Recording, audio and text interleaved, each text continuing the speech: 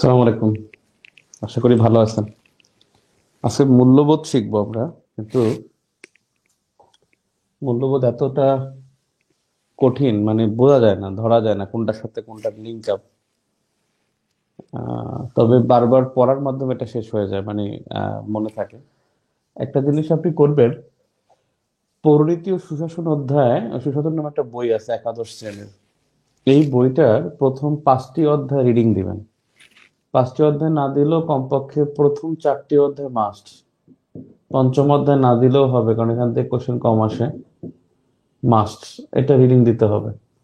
আমরা আপনাদের নৈতিকতা, মূল্যবোধ ও সুশাসনের পরীক্ষা নেব আগামী শুক্রবার ইনশাল্লাহ।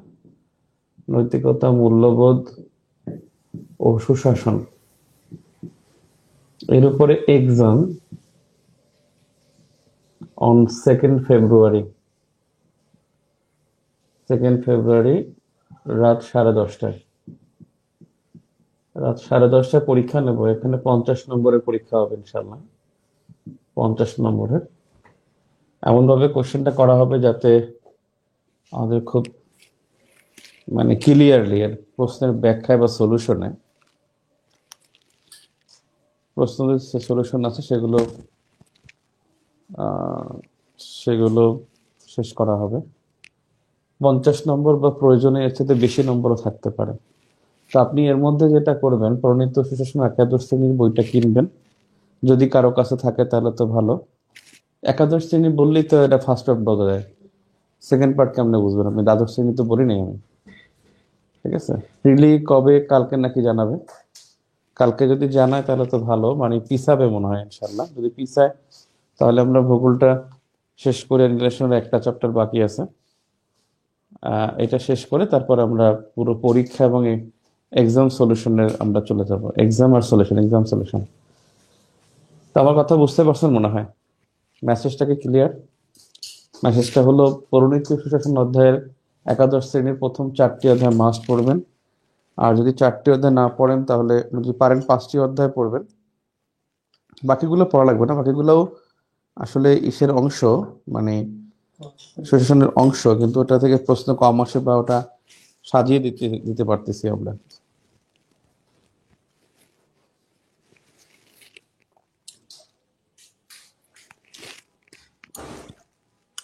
আর পরীক্ষা শুক্রবার, সম্পূর্ণ ethics, values and good governance. কালকে আমরা ইনশাল্লাহ গুড গভর্নেন্স, আমাদের ক্লাস শেষ হয়ে যাবে।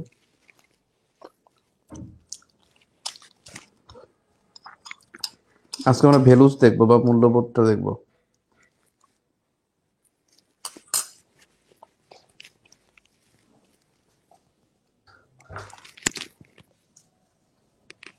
Message clear? এটা রিডিং পড়ার পরে তারপরে আপনি পরীক্ষা দিবেন, প্লাস আমার ক্লাস ফলো করবেন। মূল্যবোধ থেকে এ পর্যন্ত 23টি প্রশ্ন এসেছে।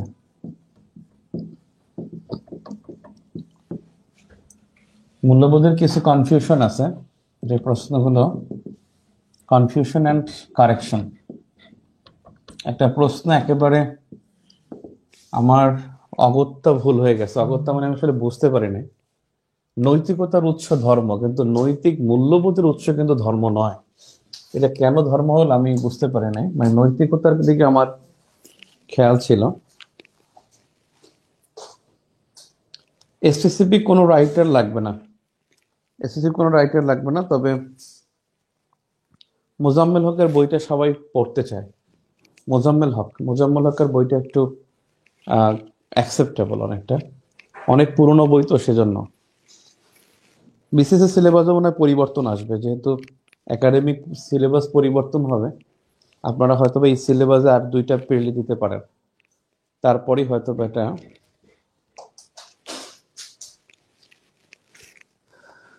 তো যাই হোক, এখানে কয়েকটা কনফিউশন আছে। কনফিউশন হলো যে, 1 নম্বর প্রশ্ন কনফিউশন, নৈতিক মূল্যবোধের উৎস। প্রশ্নটা আসলে বেসিক বইতে খুবই ভুল হয়ে গেছে এবং আমার ধারণার বাইরে আর কি। একটা বিষয় আছে নৈতিক চেতনা, উত্তরটা নৈতিক চেতনা হবে। যদি বলা হয় নৈতিকতার উৎস তাহলে ধর্ম। নৈতিকতার উৎস এটা হলো ধর্ম, ঐতিহ্য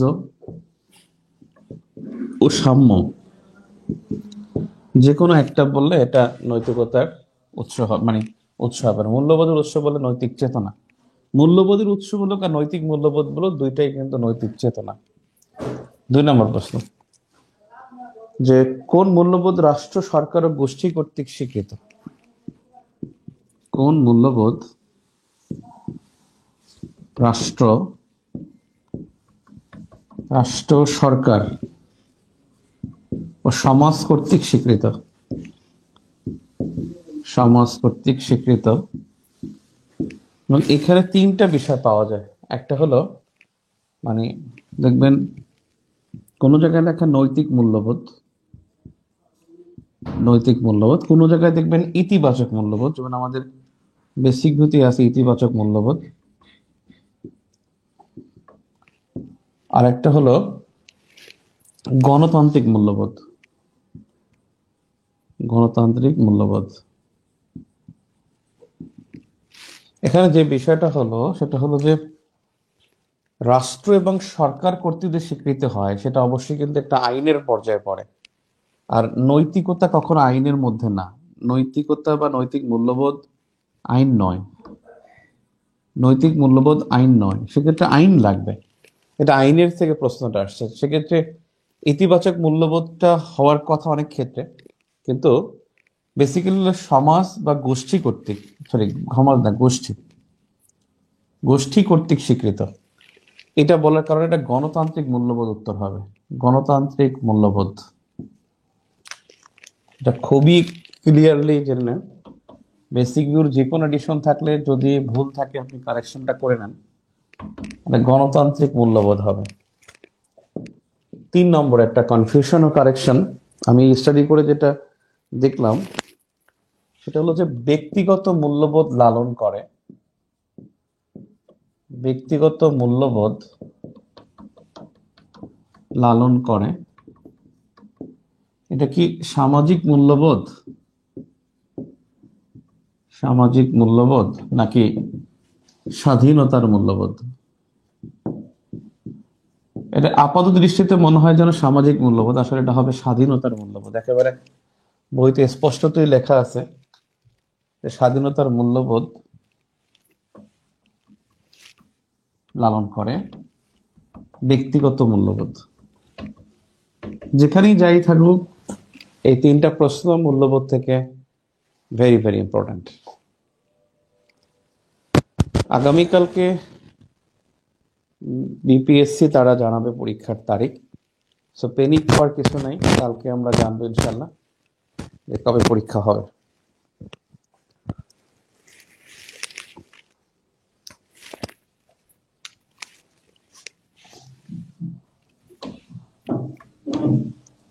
তেইশটা প্রশ্ন আসে, নৈতিকতা থেকে কিন্তু বেশি আসে। মূল্যবোধ থেকে একটা পৃষ্ঠা আছে, যে পৃষ্ঠা থেকে আসলে কমন থাকে প্রায় একটা প্রশ্ন বা 2টা প্রশ্ন আসে। পৃষ্ঠা নাম্বারটা যদি বলি সেটা হলো 507 পৃষ্ঠা, নতুন বইয়ের 507 পৃষ্ঠা, অর্থাৎ 46 পিডির 507 পৃষ্ঠা। এই পেজটা, এখান থেকে সাধারণত প্রশ্ন একটা থাকে। আরেকটা হলো মূল্যবোধের সাথে সম্পর্ক আছে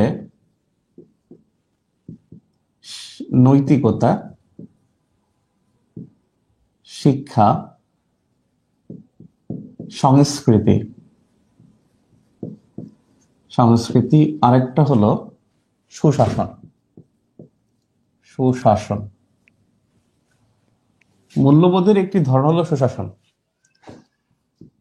মূল্যবোধের একটি ধরন, সুশাসন হলো মূল্যবোধের একটি ধরন।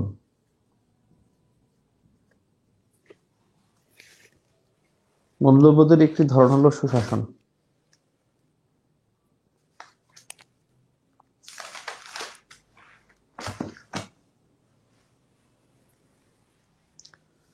আর মূল্যবোধ নির্ধারিত হয় নৈতিকতার ভিত্তিতে। মূল্যবোধ নির্ধারিত হয় নৈতিকতার ভিত্তিতে, আর শিক্ষা মূল্যবোধকে দৃঢ় করে, মূল্যবোধকে দৃঢ় করে। যেখানে মূল্যবোধ দেখবেন, যদি অপশনে কিছু চায় তাহলে বুঝবেন এখানে শিক্ষাটা জরুরি। মূল্যবোধকে দৃঢ় করে হলো শিক্ষা, আর মূল্যবোধের চালিকা শক্তি হলো সংস্কৃতি। মূল্যবোধের চালিকা শক্তি, মূল্যবোধ নির্ধারিত হয় নৈতিকতার ভিত্তিতে। মূল্যবোধের সাথে আরেকটা সম্পর্ক আছে আইন, আর এই আইনের ভিত্তি হলো মূল্যবোধ। আইনের ভিত্তি মূল্যবোধ।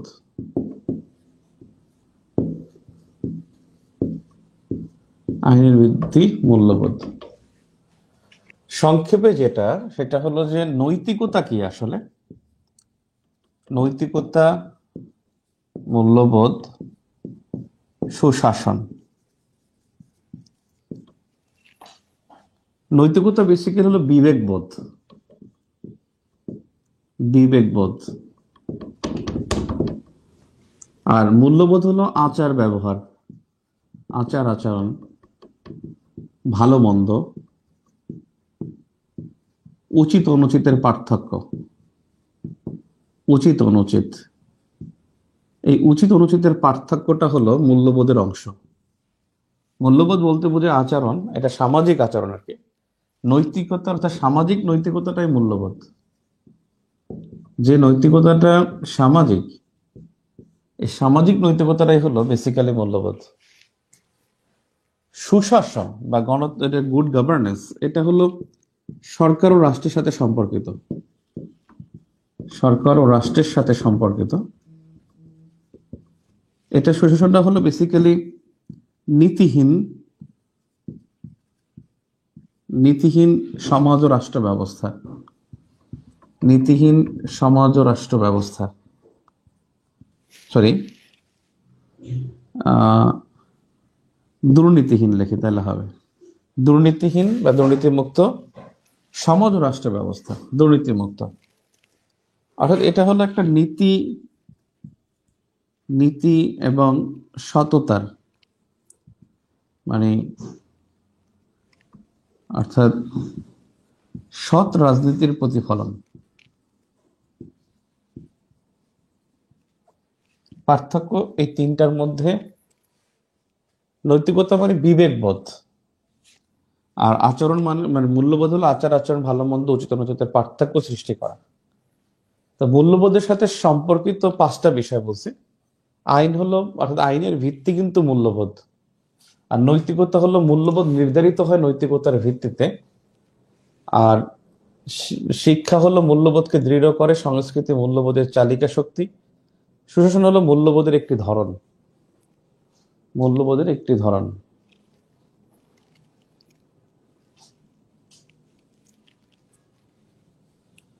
পরীক্ষা রুটিন দিলে ভালো হতো। আমাদের পরীক্ষা রুটিন নাকি পিএসসির পরীক্ষা রুটিন? পিএসসির পরীক্ষা রুটিন দিলে আমাদেরও ভালো হতো। আমরা কিন্তু ভালোই আগাচ্ছিলাম একটা সপ্তাহ, কিন্তু যখনই দেখলাম যে পরীক্ষাটা পরিবর্তন হতে পারে, তখনই কিন্তু আমরা একটু ভিন্ন পরিকল্পনা আগিয়েছি। আর টাইম দিয়ে দিলে কোনো সমস্যা নেই। পরিণতি বই রেফারেন্স লিখছে মূল্যবোধ নির্ধারিত আচরণের মাধ্যমে না। আমি এইমাত্র বই থেকে নোট করা ভাই, একেবারে মূল বইতে নোট করা।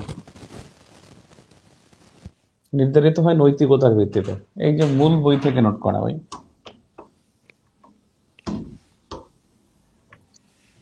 নৈতিকতার বই যখন কেউ লেখার সাহস করে নাই, আমরাই প্রথম বলতে গেলে নৈতিকতার খুব একটা কনসাইজ এবং স্মার্ট একটা ওয়েতে নিয়ে আসছিলাম 40তম বিসিএস। 40তম বিসিএস এর কোশ্চেন খুব কঠিন ছিল, তার মধ্যে নৈতিকতার 7টি প্রশ্ন আমাদের 40তম বিসিএস এর নৈতিকতা অংশে ছিল। মানে ইথিক্স, গুড গভর্নেন্স এর মধ্যে 7টা কমন ছিল, 40তম কঠিন প্রশ্নের মধ্যে হুবহু কমন ছিল। এরপর থেকে প্রত্যেকবারই 10টা করে আসছে। 41 সময় 9টা আসছে, আর বাকিটা 41তম মানে সক্রেটিসের একটা উক্তি না কি জিনিস ছিল, প্রজ্ঞা না জানি কি, এছাড়া বাকিটাই ছিল। এর খুব মেইন বই থেকে খুব স্টাডি করা, আমার কিন্তু অনেকগুলো বই, অনেকগুলো রাইটারের বই থেকে পড়ে তারপরে নোট করা এখানে। এখন দেখেন, মূল্যবোধ বেসিক্যালি কি? মানুষের আচরণ পরিচালনার নীতি ও মানদণ্ড। মূল্যবোধ, মূল্যবোধ মানুষের আচরণ পরিচালনাকারী নীতি ও মানদণ্ড। আচরণ পরিচালনাকারী নীতি ও মানদণ্ড।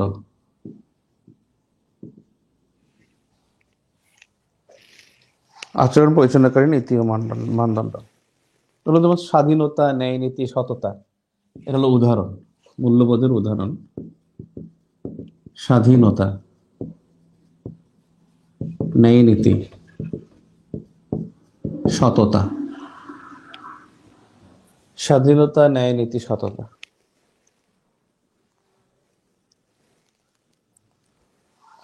মূল্যবোধ এটা বয়স ও সময়ের সাথে সাথে পরিবর্তন হয়, সময়ের সাথে পরিবর্তনশীল, পরিবর্তনশীল।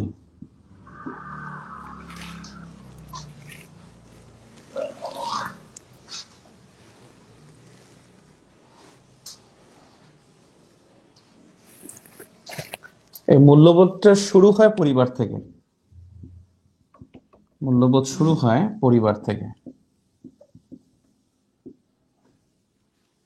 মূল্যবোধ শুরু হয় পরিবার থেকে।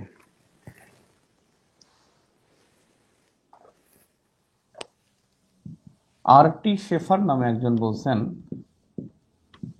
আর.টি. শেফার বলেন, ভালো মন্দ, কাঙ্ক্ষিত অনাকাঙ্ক্ষিত,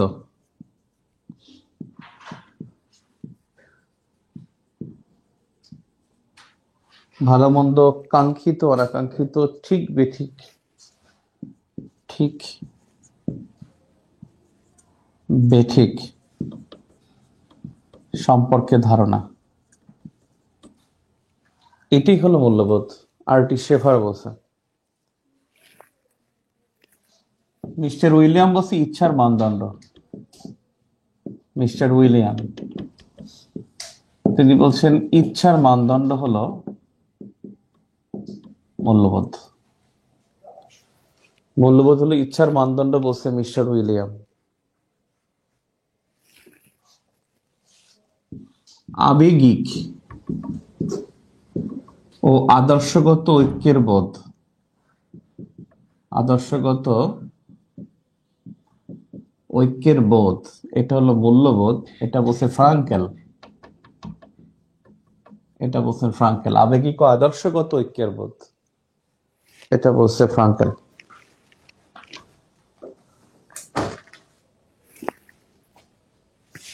ক্লিয়ার? এটা কিন্তু পরিবর্তনশীল, সময় বয়সের সাথে সাথে পরিবর্তন। কিন্তু আচার আচরণ তো এটা তো চেঞ্জ হয়। আর একটা বিষয় হতে পারতো যে মূল্যবোধ কিন্তু স্থানের ভিত্তিতেও কিন্তু চেঞ্জ হয়। বয়স সময় শুধু না, স্থান, স্থান অনুসারেও চেঞ্জ হয়। যেমন আপনার যেটা আমাদের এখানে মূল্যবোধ, সেটা কিন্তু অন্য দেশে মূল্যবোধ না। বাংলাদেশে 10 minute late is nothing, but অন্য দেশে কিন্তু 10 মিনিট লেট ইজ সিম্পল ব্যাপার, সিম্পল একটা কজ, যেমন চায়না বা অন্য কোথাও। কিন্তু ইউএস বা অন্য কোথাও কালচারে, ইউরোপিয়ান কালচারে কিন্তু এটা টু লেট, এটা কিন্তু খুব ইজি না।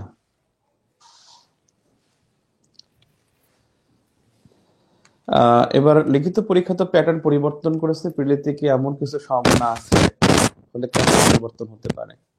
Pre to third class standard question হয়, রিটেন কোশ্চেন সবসময় একটু স্ট্যান্ডার্ড হয়। ইদানিং একটু স্ট্যান্ডার্ড আছে, কারণ এখন পিএসসির যেমন মেম্বার আছে তারা খুব ট্যালেন্ট এবং জিনিয়াস যারা, তারা তার মধ্যে পলিটিক্যাল ব্যাকগ্রাউন্ডই তাদের ভালো না, মানে খারাপ না, যে মানে পলিটিক্যাল ব্যাকগ্রাউন্ড দিক থেকে আছে তাদের, they are very much too much intelligence, খুব ট্যালেন্ট পার্সনস গুলো এখন এখন ইসে আছেন, ট্যালেন্ট পার্সন গুলো এখন কিন্তু বিপিএসসিতে আছেন। তো চেঞ্জ হওয়াটা স্বাভাবিক, তবে আমার মনে হয় না পিডিতে চেঞ্জ করবে। আমার মনে হচ্ছে না যে প্রিলিতে তারা এটা চেঞ্জ করবে। তাহলে চেঞ্জ করলে অনেক সুযোগ পেয়েছিল তারা 41-41-এর পর 43-44-45 কোনো কোশ্চেন থার্ড ক্লাস স্ট্যান্ডার্ড। এটা কোশ্চেনের মান হয় না বিসিএস এর কোশ্চেন। আমি তো দেখলাম গত 45 বিসিএস এর যে কোশ্চেন আসছে, বা 44 বিসিএস এ, বিশেষ করে 44, ওই প্রশ্ন তো আপনার ওর চাইতে প্রাইমারি স্কুলের পরীক্ষা, মানে প্রাইমারি পরীক্ষা খুব স্ট্যান্ডার্ড ছিল। সাউন্ড প্রবলেম হচ্ছে। ওই মেসেজ আসছিল সেই জন্য। এখন ঠিক হয়ে যাবে, সাউন্ড এখন ঠিক আছে।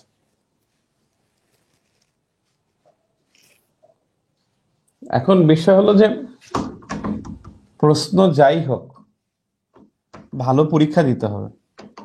ভালো পরীক্ষার বিকল্প বলতে যত বেশি পরীক্ষা দেওয়া যায়, যত বেশি শোনা যায়। একটা জিনিস শুনলে এবং শোনা, দেখা এবং লেখা, তিনটার মাধ্যমে তো বেসিক্যালি এর মানে অ্যাপ্লিকেশনটা পড়ে যায়। দেখি এর বৈশিষ্ট্য কি, মূল্যবোধের বৈশিষ্ট্য। নাম্বার একটা হলো সামাজিক মাপকাঠি। সামাজিক মাপকাঠি।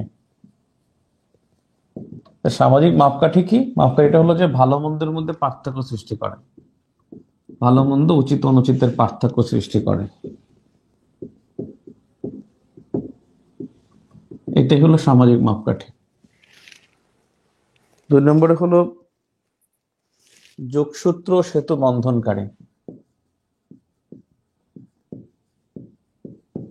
যোগসূত্র সেতু বন্ধন। যোগসূত্র ও সেতু বন্ধনকারী। এই আচরণ মানুষের মধ্যে যোগসূত্র তৈরি করে। মানুষের মধ্যে নীতি ও মানদণ্ডের ভিত্তিতে সেতু বন্ধন করে। সেতু বন্ধন এখানে মানে সংযোগ বুঝিয়েছে। নাম্বার 3, বিভিন্নতা। অর্থাৎ মূল্যবোধ বিভিন্ন জায়গা, অর্থাৎ স্থানভেদে, স্থান, সময় ও বয়সভেদে ভিন্ন হয়। বয়সভেদে ভিন্ন হয়।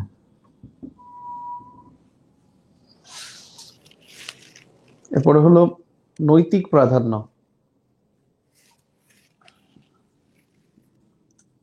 নৈতিক প্রাধান্য।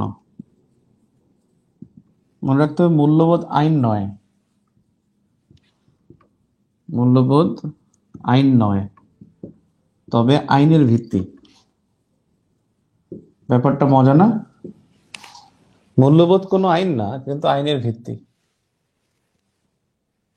আইনের ভিত্তি। এবং এই মূল্যবোধ হলো সামাজিক নৈতিকতার প্রতিফলন। সামাজিক নৈতিকতার প্রতিফলন। সামাজিক নৈতিকতার ভিত্তিতেই একটা অঞ্চলের বা এলাকার মূল্যবোধ তৈরি হয়।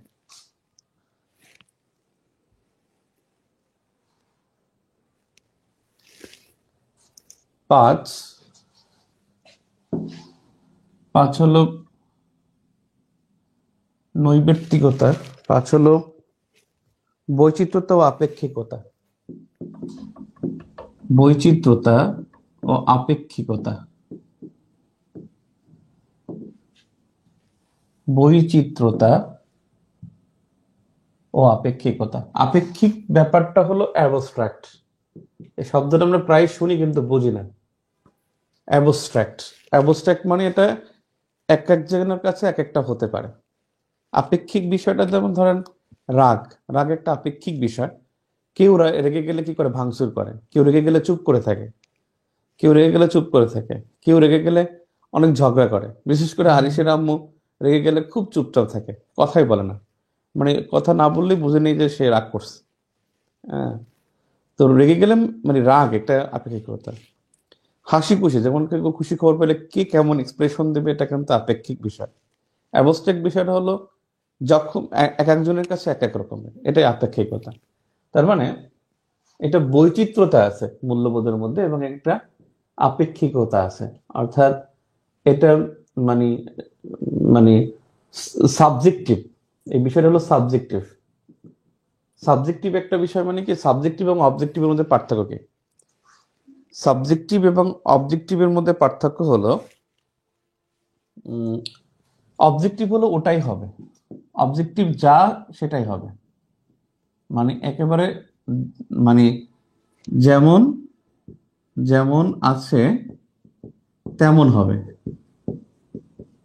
আর সাবজেক্টিভ হলো এক একজনের কাছে এক এক রকম, এক একজনের কাছে এক এক রকম। এরকম বেশ কয়েকটা শব্দ আছে, মূল্যবোধের ক্ষেত্রে এটা শিখতে হয়। অবজেক্টিভ হলো, যেমন ধরেন বাংলাদেশের রাজধানী ঢাকা, এখানে এদিক সেদিক ঘুরে যাই বলেন ঢাকাই বলতে হবে। আপনি এটা বলতে পারবেন না যে গোপালগঞ্জ থেকে একটু দূরে গোপালগঞ্জে না, সেটা বলা যাবে না। এগুলো অবজেক্টিভ, মানে একেবারে যেমন উত্তর হওয়ার কথা তেমনই তেমনই হবে।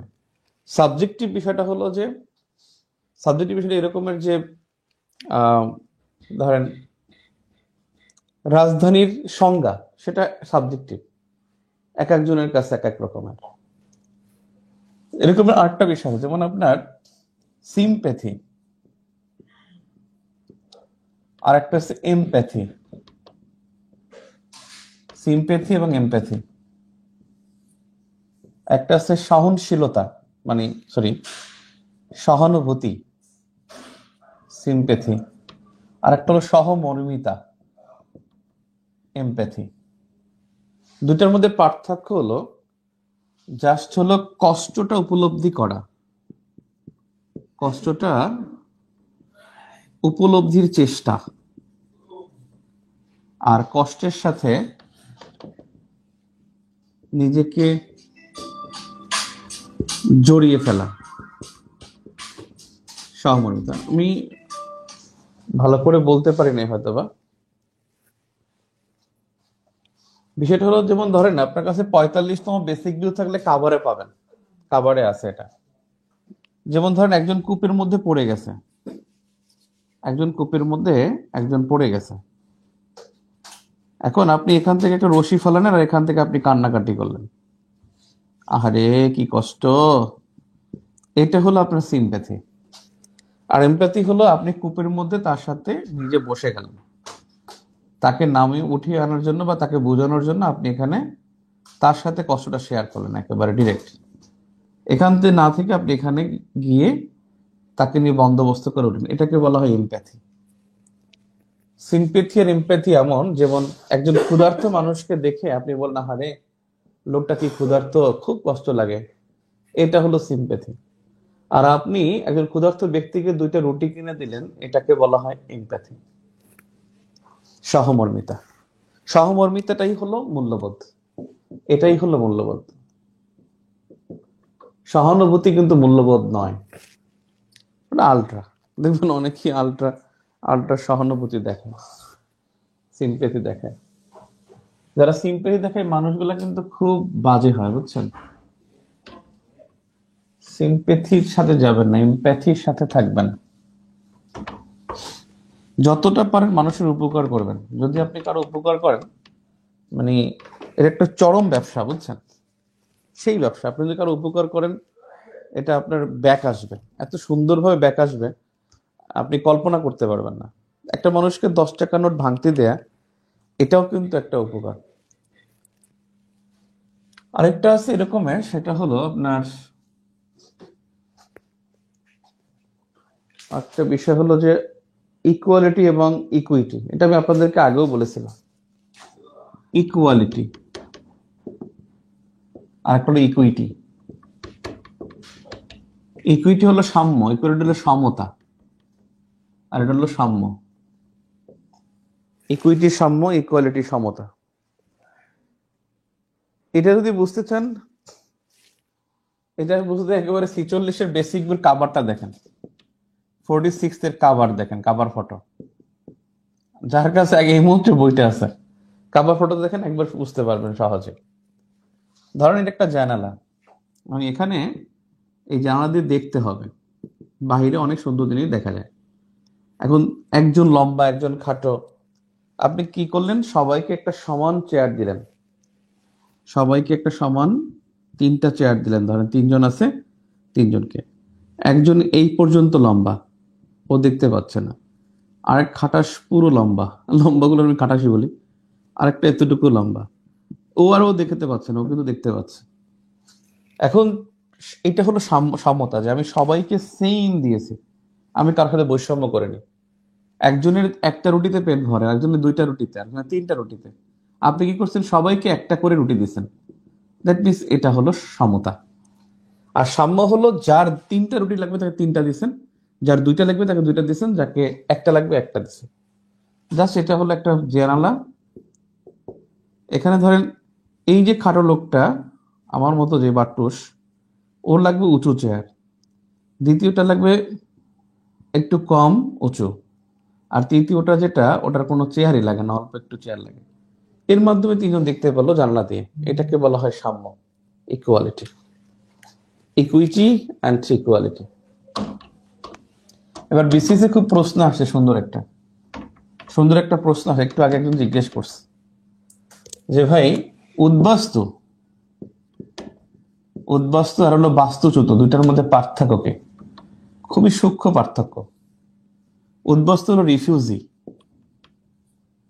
রিফিউজি, আর বাস্তুচ্যুত হলো ডিসপ্লেসড, ডিসপ্লেসড।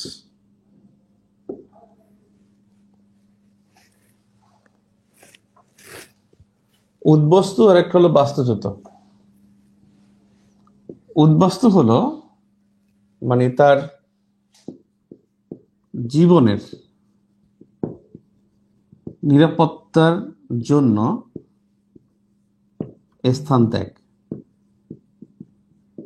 জীবন নিরাপত্তার জন্য স্থান ত্যাগ, এটা হলো উদ্বাস্তু। আর বাস্তুচ্যুত হলো প্রাকৃতিক বা অপ্রাকৃতিক কারণে, প্রাকৃতিক বা অপ্রাকৃতিক কারণে, মানে মনুষ্য সৃষ্টি কারণে, যদি তার জীবনের হুমকির আশঙ্কা থাকে, তাহলে বাস্তুচ্যুত হয়। এখানে নিরাপত্তার জন্য স্থান ত্যাগ, অর্থাৎ এখানে তার নিশ্চিত জীবন হুমকির মুখে, আর এটা হলো একটা আশঙ্কা থাকে, ফিয়ার অফ পারসিকিউশন, এই ফিয়ার থাকে যদি, সেটা হলো বাস্তুচ্যুত। এবং তাকে কি করে, মানে মারে ধরে, তাদের জাতিগোষ্ঠীকে মারে, এ কারণে সে বাস্তুচ্যুত হয়। আর উদ্বাস্তুর জন্য জীবন নিরাপত্তা এখানে হুমকি স্বরূপ। এখানে বাস্তুচ্যুত ধরেন তার বাড়িঘর পড়ে যেতে পারে, মানে বাস্তুচ্যুত হয় কি কারণে, যেমন ধর বাড়িঘর পড়তে পারে, যে বাড়িঘর তাকে জীবন নিরাপত্তা নয়, জীবন নিরাপত্তা আছে কিন্তু বাড়িঘর পড়ে ফেলতে পারে।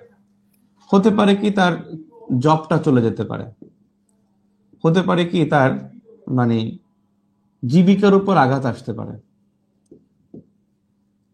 জীবিকার উপর আঘাত আসতে পারে, হয়তো বা সে বেকার হয়ে যেতে পারে, বেকার হওয়ার আশঙ্কা থাকে, কিন্তু জীবিকার উপর আশঙ্কা, হয়তোবা তার এখানে মানে কোনো কিছু শিকার হওয়ার আশঙ্কা থাকতে পারে, অপরাধে জড়িয়ে পড়ার আশঙ্কা থাকতে পারে।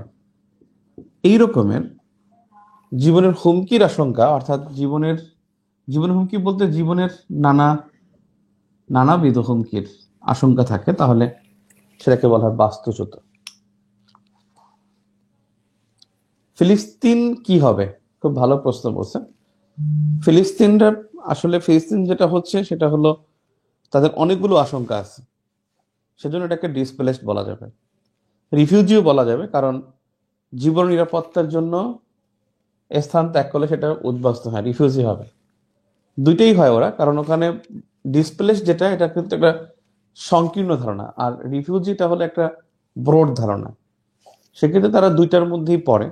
তবে বেসিক্যালি যেহেতু জীবনের নিরাপত্তা এবং তাদের ওখানে 27,000 মানুষ ইতিমধ্যে মারা গেছে, তাহলে সেটা অবশ্যই উদ্বাস্তুর পর্যায়ে পড়ে যায়। আর এই রিফিউজি যারা, এরা কিন্তু আবার জায়গায় ফিরে আসতে পারে, জায়গায় আবার তারা ফিরে আসতে পারে, রিপেট্রিয়েট হয়। তাদের রিপেট্রিয়েট হতে পারে। রিপেট্রিয়েট মানে হলো প্রত্যাবাসন, রিপেট্রিয়েশন মানে প্রত্যাবাসন।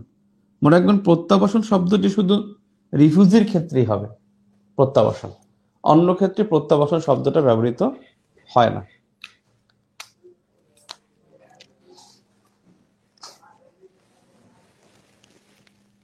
আপনারা যেটা বলছিলাম যে মানুষের সহমর্মিতার অংশ হবেন, তাহলে জীবন সুন্দর হবে।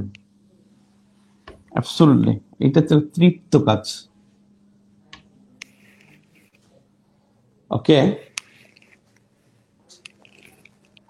এরপর হলো 6 নম্বর বৈশিষ্ট্য, পরিবর্তনশীল। এটা আগেও বলছিলাম যে মূল্যবোধ পরিবর্তনশীল ও নৈর্ব্যক্তিক। ওই যে নৈর্ব্যক্তিক বলছি এ কারণেই, কারণ নৈর্ব্যক্তিক কি, নৈর্ব্যক্তিক মানে হলো এর অনেকগুলো চয়েস আছে, যে কোনো একটা অপশন আপনার যুক্ত হওয়ার সুযোগ আছে। যেমন সতীদাহ প্রথা, এটা কিন্তু এখন আর নাই। তো সতীদাহ প্রথা বন্ধ করা ওই সময় মূল্যবোধ ছিল, এখন তো নাই, আপনি এটাকে এখন মূল্যবোধের পর্যায়ে নিয়ে আসতে পারবেন না। সতীদাহ প্রথা এখন আর নাই। এখন ধরেন বাল্য বিবাহ, এটা কিন্তু এখন আছে। এই বাল্য বিবাহ রোধ করার জন্য এটা কিন্তু আপনি কোনো পদক্ষেপ নিলে সেটা মূল্যবোধের পর্যায়ে পড়বে। আর মূল্যবোধ পরিবর্তনশীল ও নৈর্ব্যক্তিক।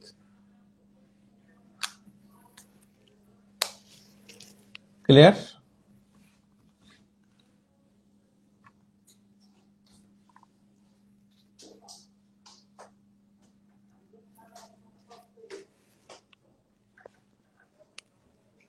মূল্যবোধের ভিত্তি বা উপাদান 10টি। মূল্যবোধের ভিত্তি অথবা উপাদান,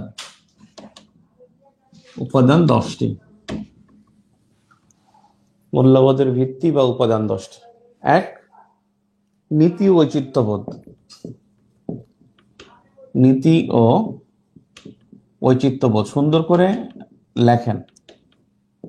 2 নম্বরে সামাজিক ন্যায় বিচার।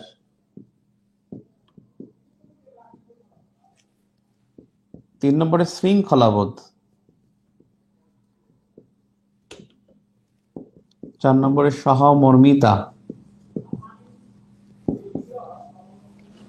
সামাজিক ন্যায় বিচার, শৃঙ্খলাবোধ, সহমর্মিতা, সহনশীলতা, শ্রমের মজুরি বা শ্রমের মর্যাদা, শ্রমের মর্যাদা, আইনের শাসন,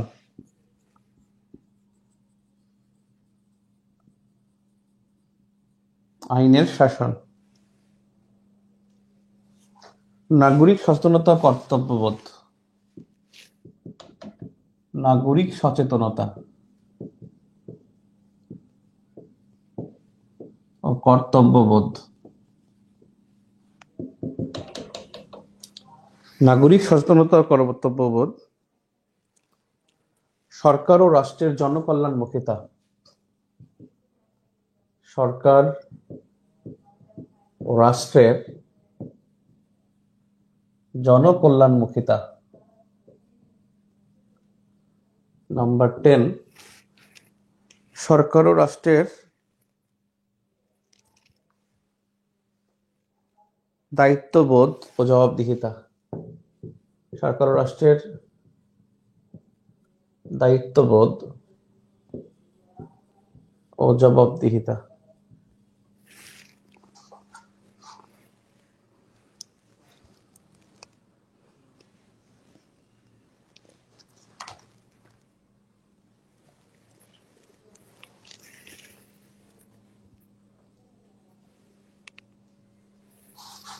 সামাজিক ন্যায় বিচার হলো ব্যক্তি স্বাধীনতার রক্ষা কবচ। ব্যক্তি স্বাধীনতার রক্ষা কবচ। এখানে একটা বিষয় লিখে নেন যে নৈতিকতার রক্ষা কবচ। নৈতিকতার রক্ষা কবচ হলো বিবেকের দংশন, বিবেক।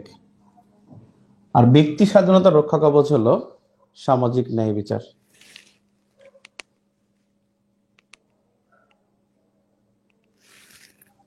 সহনশীলতা এটা গণতান্ত্রিক মূল্যবোধ, গণতান্ত্রিক মূল্যবোধ আর সহনশীলতা। সহমর্মিতা হলো সকলের তরে সকলে আমরা, প্রত্যেকে মোরা পরের তরে, সকলের তরে সকলে আমরা। আরেকটা বিষয়, যারা পিলিতে খুব ভালো প্রিপারেশন রাখবেন তারা কিন্তু রিটেন পরীক্ষা অটোমেটিক ভালো দিবেন, ঠিক আছে? পিডি পরীক্ষা যারা ভালো দিবেন তারা রিটেন ভালো হবে। আর যারা পিডি পড়তেছেন, যারা পিডি পড়তেছেন যে অর্থাৎ তাদের কিন্তু যদি পড়ে পরীক্ষা দেন, পিডি ধরেন আপনার হয়তো 5 নম্বরের জন্য হবে না, ধরেন 5 নম্বর কাছাকাছি গেছেন, তারা কিন্তু রিটেন প্রস্তুতি নেবেন, ঠিক আছে? এটা যেন মনে থাকে। কিন্তু যাদের কারো যদি বিসিএস টার্গেট থাকে তাদের রিটেন প্রস্তুতি নেবেন। অনেক সময় এটা খুব কাজে দেয়, খুবই কাজে দেয়। নাগরিক কর্তব্যবোধ গুলো একটু লিখে নেন। নাগরিক কর্তব্যবোধ, কর্তব্যবোধ, এই যে নাগরিক সচেতনতা কর্তব্যবোধ, বেশ কয়েকটা কর্তব্যবোধ আছে। যেমন কর প্রদান করা, রাষ্ট্রের আনুগত্য প্রকাশ করা, রাষ্ট্রের আনুগত্য প্রকাশ করা, রাষ্ট্রের প্রতি আর কি, রাষ্ট্রের প্রতি আনুগত্য প্রকাশ করা, নিয়মিত কর প্রদান করা, তারপর আইন মেনে চলা, ভোট প্রদান করা, আইন মেনে চলা, ভোট প্রদান করা, এটা কিন্তু নাগরিক কর্তব্য। কর প্রদান করা, রাষ্ট্রের প্রতি আনুগত্য প্রকাশ করা, আইন মেনে চলা, ভোট প্রদান করা, সরকারি কাজে অংশগ্রহণ, সরকারি কাজে অংশগ্রহণ, সরকারি কাজে অংশগ্রহণ, দুস্থদের সাহায্য করা। একবার পরীক্ষা আসছে যে নিয়মিত কর প্রদান, যে নাগরিক কর্তব্য কোনটি, নিয়মিত কর প্রদান, এটা কিন্তু অপশনে ছিল। অনেকে মনে করছে যে এটা না, মনে হয় কর প্রদান করা কিন্তু একটা রাষ্ট্রের নাগরিকদের মৌলিক দায়িত্ব, কর্তব্য। অনেকে মনে করে এটা কর্তব্য না, মনে করে যে রাষ্ট্রের প্রতি আনুগত্য মানে সব। কর প্রদান করা এটা যেমন, আরেকটা বিষয় হলো যেমন তথ্য অধিকার। এই তথ্য পাওয়ার অধিকার এটা কিন্তু মৌলিক অধিকার একটা মানুষের। অনেকেই মনে করতে পারেন যে এটা মনে হয় মৌলিক অধিকার না, আসলে তথ্য পাওয়ার অধিকার একটা মৌলিক অধিকার, তথ্য লাভ করা। এই জন্য কিন্তু আরটিআই আছে, রাইট টু ইনফরমেশন নামে একটা আইন আছে। সরকার ও রাষ্ট্রের জনকল্যাণমুখিতা, এটাই কিন্তু হলো যে সামাজিক নিরাপত্তা, যেটা বলি আমরা সামাজিক নিরাপত্তা কর্মসূচি, দুস্থ ভাতা, বয়স্ক ভাতা, এই সামাজিক নিরাপত্তা কর্মসূচি এটা সরকার ও রাষ্ট্রের জনকল্যাণমুখিতার অন্তর্ভুক্ত।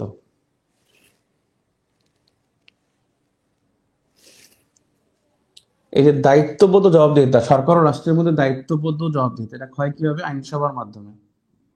আইনসভা মানে সংসদ, আইনসভার মাধ্যমে সরকার জনগণকে জানায় আমরা এই এই কাজগুলো করতে পেরেছি, এই কাজগুলো আমাদের করতে হবে। সেই জবাবদিহিতা নিশ্চিত হয় সংসদের মাধ্যমে।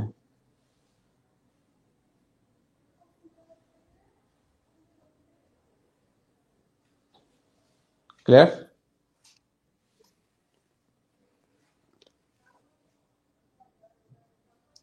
আপনারা মূল্যবোধের শ্রেণী বিভাগটা আমার মনে হয় একটু রিডিং পড়ে আসলে আপনারা ভালো বুঝবেন। মূল্যবোধের শ্রেণী বিভাগ আপনার রিডিং পড়তে বলছি, বইটা অবশ্যই সিরিয়াসলি দেখে ফেলবেন। সুশাসন ও নৈতিকতায় অনেকেই 10-এ 10 পায়, আবার অনেকে বলে যে ভাই এটা পড়তে পারি না, মনে থাকে না, এটা বাদ দিয়ে পড়ি। এটা কিন্তু রং ডিসিশন। কোনো কিছুই একেবারে মানে হেলায় ফেলায় ছেড়ে দিবেন না, ঠিক আছে? আপনারা কিন্তু ইংরেজি পড়ে না, ইংরেজিতে কিন্তু ম্যাক্সিমাম ফেল করবে। ইংরেজি গ্রামার পার্ট, প্রিভিয়াস কোশ্চেন, ব্যাখ্যা সহ শেষ করবেন, দেখবেন পিডিতে টিকে যাবেন। ইংরেজি বাদ দিয়ে চিন্তা করলে পিডিতে ফেল করবেন। হ্যাঁ, এগুলো উদাহরণ আর কি। উদাহরণ বলতে সামনে যেটা লিখছি এটাকে বোঝায়, শৃঙ্খলা বোধ বলতে কি বোঝায়, সামাজিক ন্যায় বিচার বলতে কি বোঝায়, এইটার একটা ক্লু মাত্র। এবং এই ক্লুগুলো খুব কাজে দেয়, এখান থেকে আসলে কমন আসে। ঠিক আছে, পত্রিকা পড়বেন, কিন্তু কালকে ডেট হয়ে গেল, আগামী 20 তারিখ পর্যন্ত কিন্তু পত্রিকা পড়বেন। ভালো পরীক্ষা দেওয়ার জন্য এই মুহূর্তে পত্রিকা পড়া, জব সলিউশন পড়া, তারপরে হলো আপনার কোনো পার্ট, যেই পার্টটা আপনি উইক সেই পার্টটার প্রতি আপনার নজর রাখা। সাধারণ জ্ঞানে 70 নম্বরের জন্য আমি যা পড়াই এবং পরীক্ষা নেই সেগুলো দেখবেন। আপনি কি ঢাকা থাকেন? না, আমি বরিশাল থাকি, পটুয়াখালীতে আমার অফিস। হ্যাঁ, ঢাকা আছি বর্তমানে। তো কিছুক্ষণ আগে আসছি আমি গাড়িতে। এবার ঢাকা আসছি খুব নিয়ে যে আপনাদেরকে খুব ভালো একটা সার্ভিস দিয়ে ক্লাসটা শেষ করব, দেন হলো রিসেন্ট ভিউ টেস্ট ভিউ বইটা দেবো। সেজন্যই ঢাকায় এসেছি স্যারকে বলে, ভালোভাবে এসেছে। তো যাই হোক, আপনাদের সাথে আগামীকালকে দেখা হবে। আগামীকালে কিন্তু রাত 9টায় দেখা হবে ইনশাল্লাহ। আগামীকাল রাত 9টায়। ঠিক আছে, আমরা রেস্ট অফ দ্য পার্ট শেষ করব, কিন্তু তার আগে আমি বলবো আগামীকালকে যে যত পারেন রিডিং দিয়ে আসেন ক্লাসে। হ্যাঁ, ইউকে ইউকে ফিলিস্তিনকে স্বীকৃতি দেবে। দিলে হবে কি, তারা তো নিরাপত্তা পরিষদ থেকে তো আহ ওরা তো করতেছে না। ঠিক আছে, পটুয়াখালী অফিস খাদ্য, জেলা খাদ্য নিয়ন্ত্রক কার্যালয়, বিল্ডিং এ ঢুকলে ডান পাশের রুমই আমার, একবারে একবারে সাউথ কর্নারে। ঠিক আছে, নেম প্লেট দেখে যে ঢুকে যায়। ওকে, আজকে এই পর্যন্তই। আগামীকালকে ইনশাল্লাহ ফাটাফাটি ক্লাস দেবো 9টায় ইনশাল্লাহ। এবং পরশুদিন কিন্তু পরীক্ষা, রিডিং দিয়ে ক্লাসে আসবেন, কোনো কিছুই ছাড়বেন না। ইংরেজি না পারলে, ইংরেজি কিন্তু অনেকের ভীতি আছে, ইংরেজি ট্রাই করেন। ইংরেজি ছাড়া কিন্তু পিলি পাস করবেন না ভাই, এতগুলো নম্বর একবারে ছেড়ে দিয়ে আসা পারবেন না। ঠিক আছে, কোনো কিছুই ছাড়বেন না, দেখবেন লব্ধ জ্ঞান থেকে অনেক উত্তর করা যাবে। ঠিক আছে, ওকে, আল্লাহ হাফেজ, আসসালামু আলাইকুম।